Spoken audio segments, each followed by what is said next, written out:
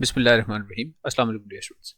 HSSC के students के लिए पीबीए के फ़िज़िक्स के एग्ज़ाम्स की प्रिपरेशन के लिए कुछ वीडियोस मैंने पहले बनाई हैं।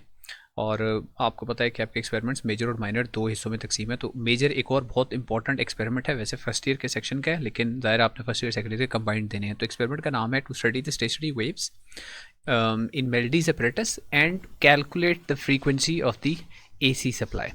तो मेल्डिस apparatus की मदद से हम जो हमारे यहाँ इलेक्ट्रिसिटी घर में या कॉलेज में आ रही है या पाकिस्तान में जो इलेक्ट्रिसिटी आ रही है उसकी हम फ्रीक्वेंसी फाइंड आउट कर सकते हैं। तो एक्सपेरिमेंटल सेटअप ये आपके सामने है, देखें कि इसमें एसी सोर्स के साथ कनेक्ट करते हैं हम एक इलेक्ट्रिक वाइब्रेटर को। यहाँ पे एक इलेक्ट्रिक वाइब्रेटर है, उस वाइब्रेटर के साथ आगे एक ट्यूनिंग फोर्क यहाँ पे तो शो की हुई है, लेकिन असल में वो ट्यूनिंग फोर्क नहीं होती, असल में वो एक स्ट्रेट फोर्क होती है। अब जब वो वाइब्रेटर वाइब्रेट करता है तो इसके आगे जो ट्यूनिंग फोर्क लगी है ये भी वाइब्रेट करना शुरू कर देती है। उसके बाद इसके साथ एक धागा, एक स्ट्रिंग लगा हुआ है, और वो स्ट्रिंग यहाँ से देखें इस पुली के ऊपर से पास ओवर करके आ रहा है। तो जब ये वाइब्रेटर वाइब्रेट करेगा तो ट्यूनिंग फोर्क वाइब्रेट करेगी, उसकी वाइब्रेशन की वजह से स्ट्रिंग के अंदर वेव जनरेट होगी। अब ये जो वेव है यहाँ से ट्रेवल करके जब इस पुली तक पहुँचेगी वापस वेव रिफ्लेक्ट बैक होगी। अब ये दोनों वेव सुपरपोज करेंगी और एक कंडीशन है रेजोनेंस की। उस रेजोनेंस की कंडीशन के ऊपर रेजोनेंस जब होगा उस वक्त इस स्ट्रिंग के अंदर आपको स्टेशनरी वेव्स बनी हुई नज़र भी आएंगी। तो स्टेशनरी वेव्स सबसे पहले तो हम ऑब्जर्व करेंगे। देखिए इसको मैं पावर ऑन कर दूँ, वैसे सिमुलेशन है लेकिन असल में भी हमें ऐसे नज़र आती हैं स्टेशनरी वेव्स। तो अब इसके अंदर देखिए ये स्टेशनरी वेव्स आपको लूप्स की फॉर्म में ये बनी हुई नज़र आ रही होंगी। अब ये जो स्टेशनरी वेव बनी है इनके अंदर ये लूप्स फॉर्म हो रहे हैं। देखें ये लूप्स अभी दो और दो से कुछ ज़्यादा लूप्स ये फॉर्म हो रहे हैं। ये जो नंबर ऑफ लूप्स हैं ये हमने पहले काउंट करने होते हैं कितने हैं, या आपको पेपर में गिवन होंगे कितने लूप्स हैं। अभी अगर डायग्राम में से मैं देखूँ तो टू कंप्लीट लूप्स है और एक आधा लूप है, यानी 2.5 लूप्स हैं अभी इस वक्त। फिर हमने क्या करना होता है, एक्सट्रीम नोड्स, इस नोड से लेकर इस नोड तक डिस्टेंस फाइंड करना होता है। चूँकि दो लूप्स हैं तो यहाँ से यहाँ तक जो भी मेरी लेंथ आएगी वो लेंथ होगी दो लूप्स की। उसको मैं नंबर ऑफ लूप्स पे डिवाइड करूँगा तो मुझे एक लूप की लेंथ मिल जाएगी। तो इस apparatus से हमने सिर्फ एक लूप की लेंथ कैलकुलेट करनी होती है। अब आगे देखते हैं, इससे रिलेटेड मैंने एक वर्कशीट बनाई है, उसको सॉल्व करते हैं साथ। ये आगे जी वर्कशीट आपके सामने। अब वर्कशीट में वही एक्सपेरिमेंटल सेटअप जो मैंने अभी आपको बताया है, ये सारा वही कुछ लिखा हुआ है उसमें कि एक एक्सपेरिमेंटल सेटअप हमने किया है। उस पर जो वाइब्रेटर है वो वाइब्रेट करता है, तो थ्रेड के अंदर रेजोनेंस की कंडीशन पर जाकर थ्रेड के अंदर देखिए यहाँ पे स्टेशनरी वेव्स बन रही हैं। ठीक है जी। अब सबसे पहली बात जो आपने यहाँ देखनी है वो क्या है, वो ये है कि जो आपने थ्रेड यूज़ किया है, यानी उस ट्यूनिंग फोर्क से टोटल सारा थ्रेड, वो थ्रेड जो पुली के ऊपर से पास होकर पैन तक आता है, वो सारा का सारा जो थ्रेड है, यानी यहाँ से लेकर यहाँ तक, उसकी लेंथ आपको गिवन होगी। अब यहाँ मैंने देखिए लिख लिया है, वो लेंथ है 1 मीटर। तो जब भी क्वेश्चन आएगा तो ये टोटल लेंथ आपको लाजमी गिवन होगी, और उस थ्रेड का मैस आपको गिवन होगा 3 ग्राम्स 4 ग्राम्स कुछ ऐसा मैस आपको गिवन होगा। तो आपने सबसे पहले क्या कैलकुलेट करना है, मैस पर यूनिट लेंथ, ये सबसे पहले आपने कैलकुलेट करना है। इसको आप लेट्स से मैं इसको एम नॉट कह देता हूँ, मैस पर यूनिट लेंथ। ये कैसे आएगा, total mess over total length. Total mess of the thread वो है 3 ग्राम्स, इसको मैं डिवाइड करूंगा total length of the thread से। अब वो लेंथ मैंने ली हुई है मीटर में, मीटर में भी हो सकती है लेकिन I use it I take it in centimetres. Reason क्या है, आगे जाकर जो दूसरी लेंथ है, लेंथ ऑफ लूप्स है, वो सेंटीमीटर में होगी, तो इसको भी आपने सेंटीमीटर में कन्वर्ट करना है। अगर ये मीटर पे है तो सेंटीमीटर में कन्वर्ट कर लें। तो 1 मीटर में 100 सेंटीमीटर होते हैं, तो आपने 3 को डिवाइड करना है 100 से, इसका मतलब है। ठीक है जी, बल्कि ये 3 नहीं होना चाहिए, 3 थोड़ा ज़्यादा है, इसको 0.3 लिखता हूँ मैं, 0.3 है, इसको करेक्ट कर लें, दिस इज 0.3।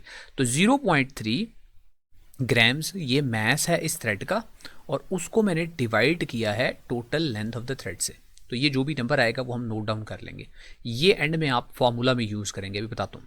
आगे जाएँ, आगे है the combined mass of the pan and the mass placed in the pan was 200 grams. ये हो सकता है आपको अलग अलग गिवन हो कि जो पैन है उस पैन का मैस क्या है, और पैन के अंदर आपने कोई मैस पुट किया है, वो क्या है, तो दोनों को ऐड कर ले, तो मैंने इकट्ठा ही लिख दिया है दोनों सूरतों में। ये याद रख लें कि यहाँ जो पेन हैंग हुआ है वो पेन और पेन के अंदर आप जो मैस पुट करेंगे वो दोनों मिलकर, वो ऐड होकर उनका जो वेट है दोनों का, यानी जो टेंशन के इक्वल है उनका वेट, वो प्रोड्यूस करेगा स्ट्रिंग के अंदर टेंशन, और वो टेंशन हमने आगे कैलकुलेट करनी है।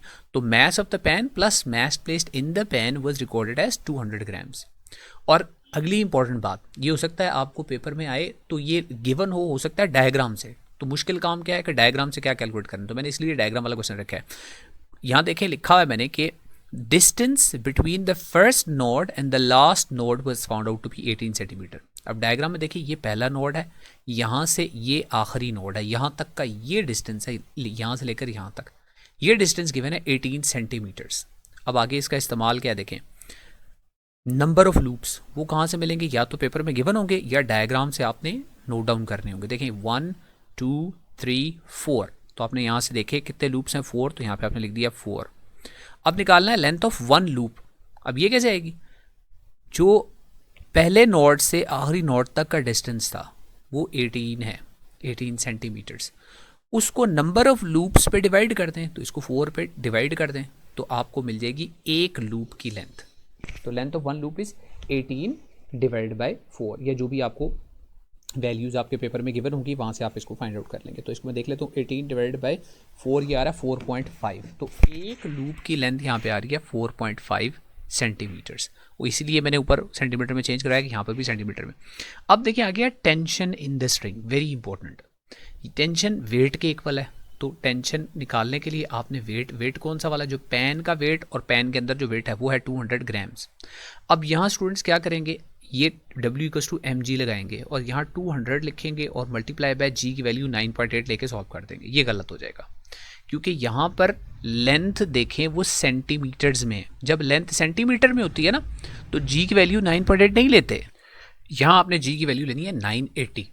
अगर लेंथ सेंटीमीटर में हुई तो g की वैल्यू 980 में लेनी है, अगर लेंथ मीटर में हुई तो 9.8 पे शक ले लेना। तो यहाँ पर देखें 200 को आपने मल्टीप्लाई करना है 980 के साथ, तो आपको मिल जाएगी tension.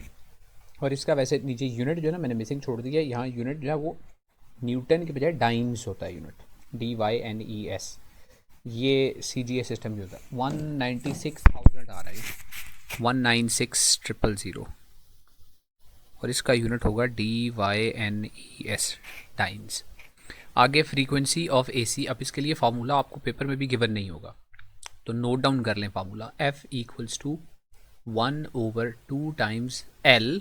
L is the length of one loop. अच्छा वहाँ कैपिटल L है तो यहाँ मैं कैपिटल L ही लिख देता हूँ। 1/2L square root of T/m0, ये फॉर्मूला यूज़ करेंगे आप।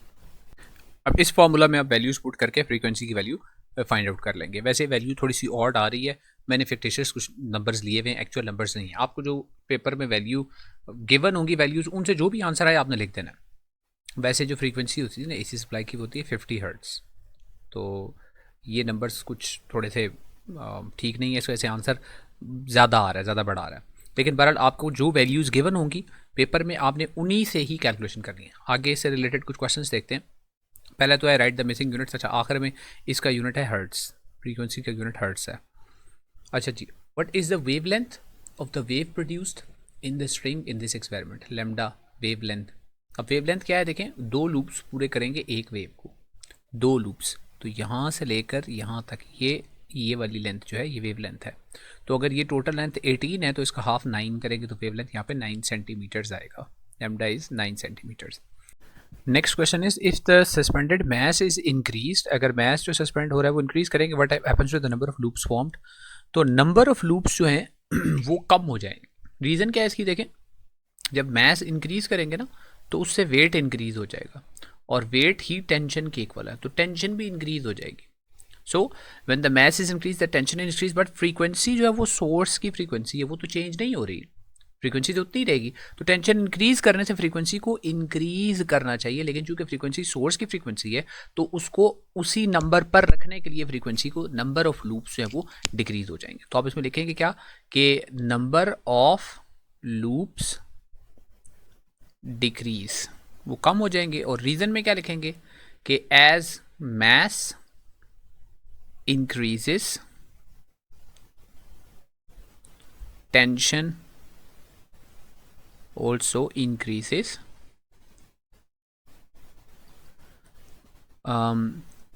for constant frequency, जगह यहाँ कम है, यहाँ लिखते for constant frequency number of loops must decrease,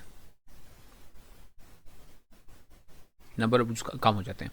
how are stationary waves produced in the string in this experiment. तो ये मैं स्टार्ट में ही बता चुका हूँ कि जो वाइब्रेट करता है ना स्ट्रिंग, उसकी वाइब्रेशन की वजह से वेव्स जनरेट होती हैं और वो वेव जाकर पुली से स्ट्राइक होकर वापस आती हैं। तो दो आइडेंटिकल वेव्स जब ऑपोजिट डायरेक्शन में ट्रैवल कर रही हैं तो सुपरपोजिशन होती है और सुपरपोजिशन की वजह से स्टेशनरी वेव्स फॉर्म होती हैं। तो इसमें लिखेंगे कि due to the superposition of two identical waves, due to superposition of waves produced by the tuning fork and the wave reflected from the pulley।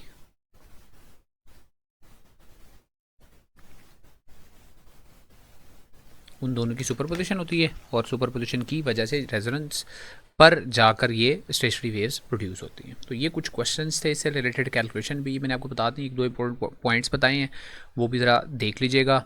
Math per unit length का point बताया है और जाकर जो कैलकुलेशन है सारी वो अगर सेंटीमीटर में एक लेंथ गिवन है तो बाकी भी सेंटीमीटर में लेकर ही चलना है और अगर मीटर में है तो सबको मीटर में ही लेकर चलना है, ठीक है।